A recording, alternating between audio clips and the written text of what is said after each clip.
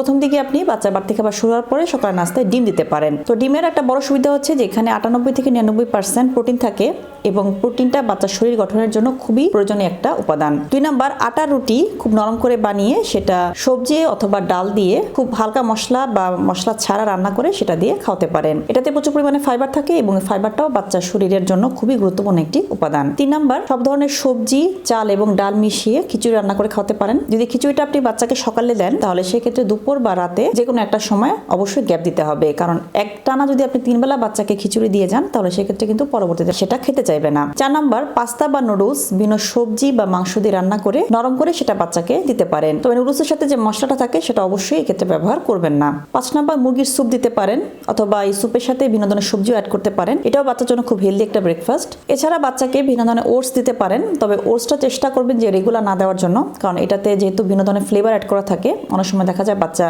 এটাতে যদি অভ্যস্ত হয়ে যায় পরবর্তীতে অন্য কোনো খাবার আর খেতে চাইবে না। এই খাবারগুলো যদি আপনি এক একদিন এক একটা বাচ্চাকে দেন তাহলে কিন্তু বাচ্চার প্রয়োজনীয় পুষ্টিটা পেয়ে যাবে, পাশাপাশি তার সকালে নাস্তা নিয়ে যে একটা দুশ্চিন্তা সেটাও আর মায়েদের হবে না।